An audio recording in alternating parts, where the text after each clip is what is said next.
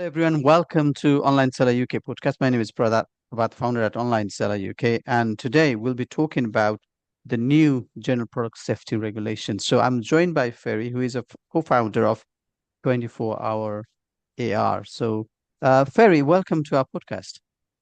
Yeah, thank you, Prabhat. Good to be back. Excellent. So I think you've been with us before, but things might have changed and things like that. So, yeah, introduce us who you are again and then your company, and then we take it from there. Yeah, thanks, Prabhat. My name is Ferry Vermeulen. I'm the founder at Instructive, a company creating user manuals, and co-founder at 24-Hour AR, which is a company offering authorized representative services and additional compliance services, mainly for non-European, I must say non-EU countries that want to sell products on the European market, on the EU market.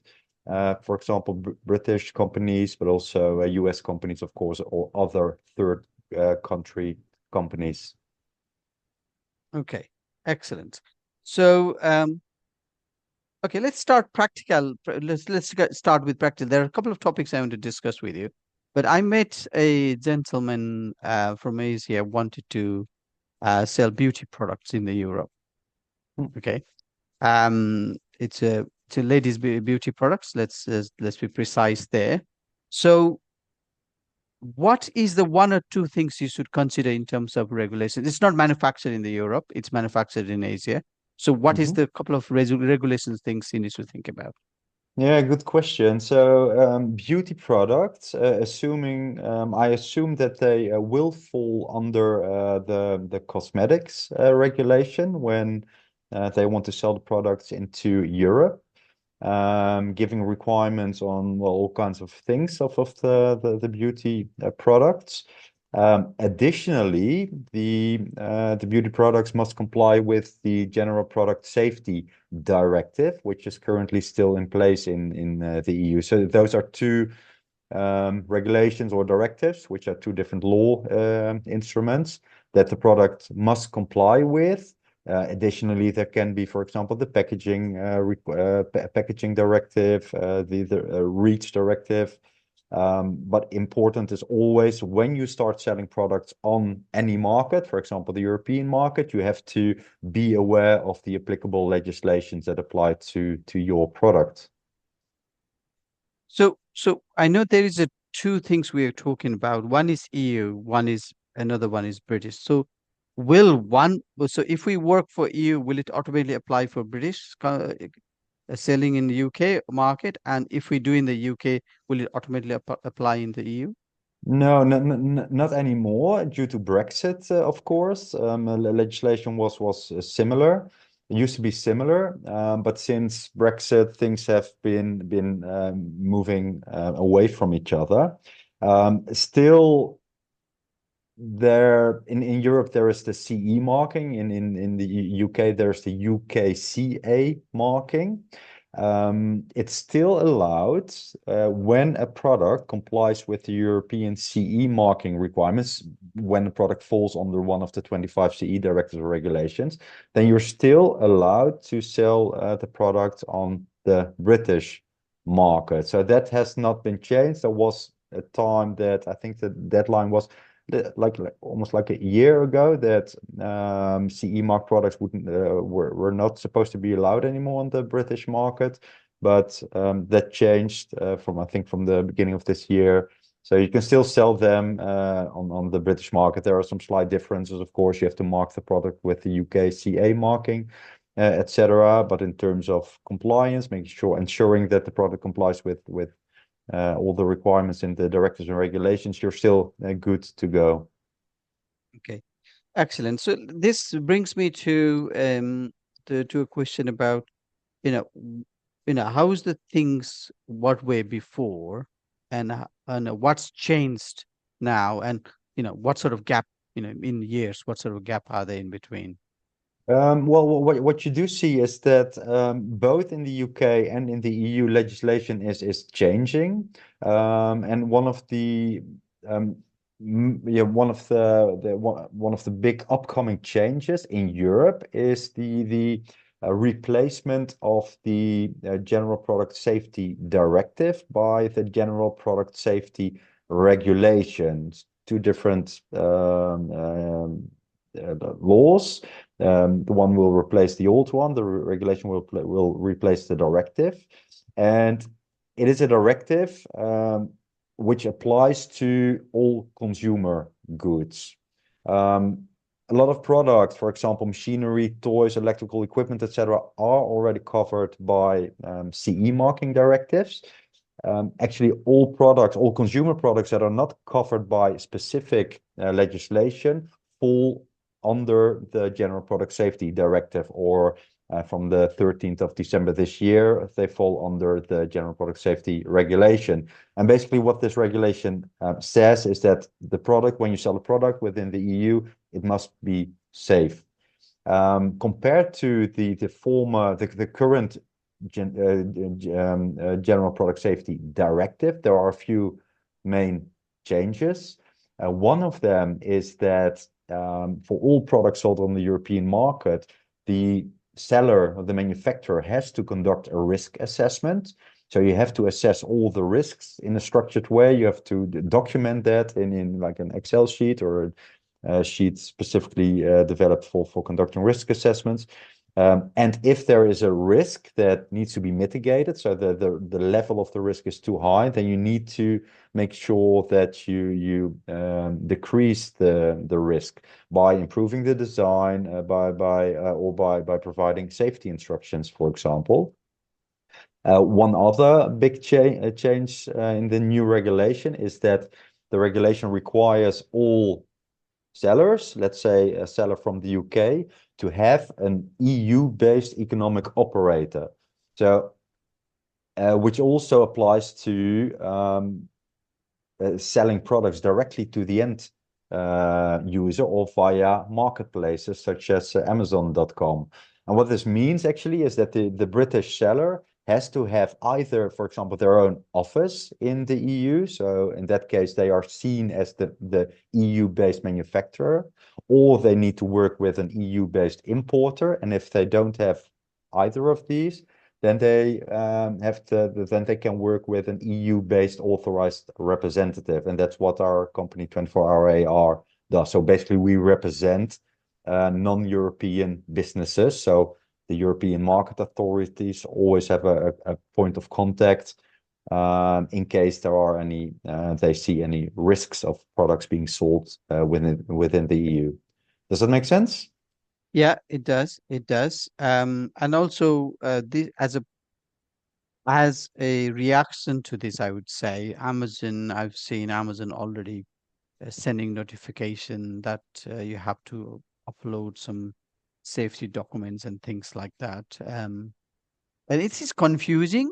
I think you've explained a little bit better than what Amazon Doc says in some ways, but the reason for doing this podcast is to let people know as well. Hey, there is you know very available if somebody wants to talk to, because you can't do everything, and trying to understand is difficult. So I appreciate you talking to us today, because it's really helpful.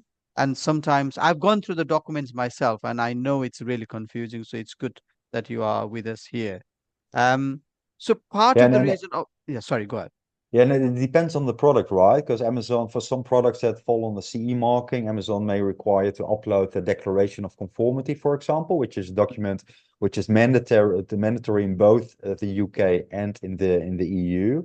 Um, Not 100% sure of Amazon, but I do know that some other marketplaces within the EU, they're required to upload a picture of the CE marking and a picture of the EU-based economic operator. So products must be marked when being sold in Europe with an address, with an EU address. So those market authorities can always contact someone in case, well, they need to.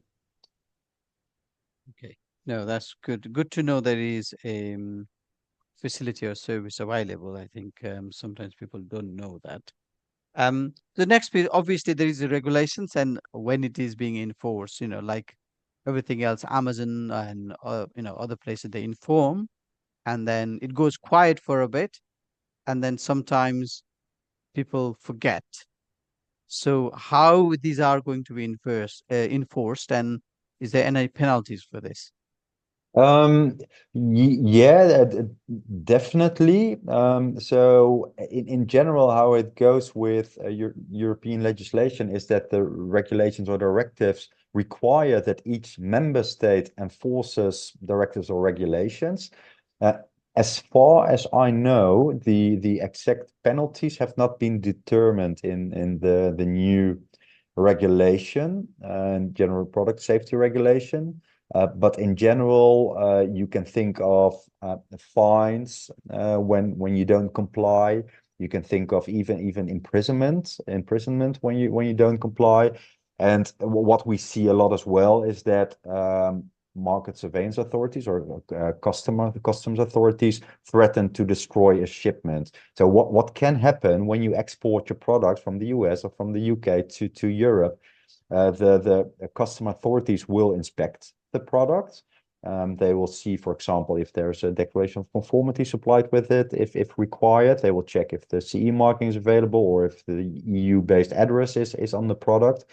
And if not, then they will write a letter, an angry letter, Hmm. saying that you have to provide a certain documentation, for example, or yeah, make sure that you comply. And if not, then they threaten to destroy the shipment.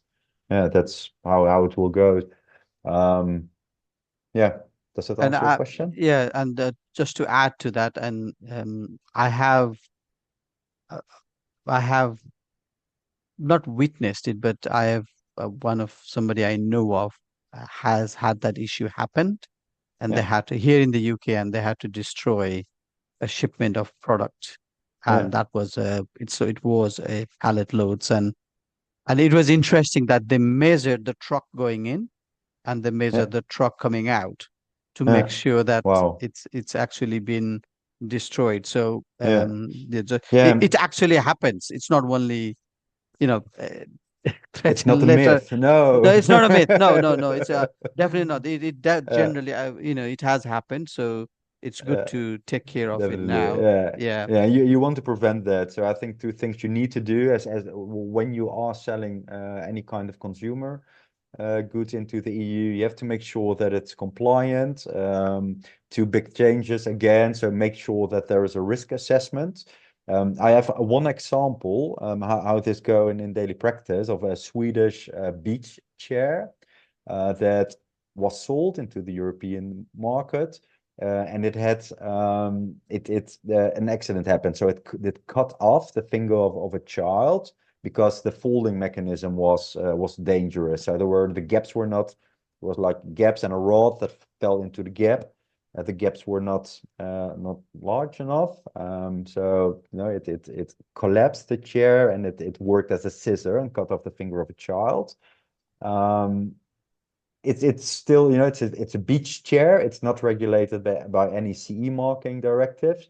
In other words, it must comply with the General Product Safety Directive.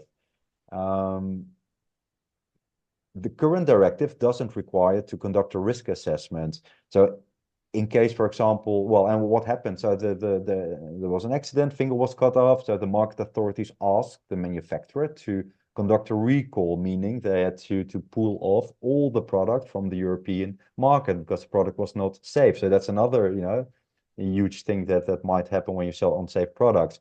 And this accident could have been prevented when the manufacturer would have conducted an adequate risk assessment. Say, okay, this is the product. What are the mechanical risks? What are the physical risks? What are any other ergonomical risks? Then well, there is of course a mechanical risk. You identify the hazard. You determine that the hazard is not acceptable, and you think of ways to mitigate the risk. For example, by improving the design, and without assessing the product properly by means of a risk assessment, you won't always find the risks that come with the use of a product.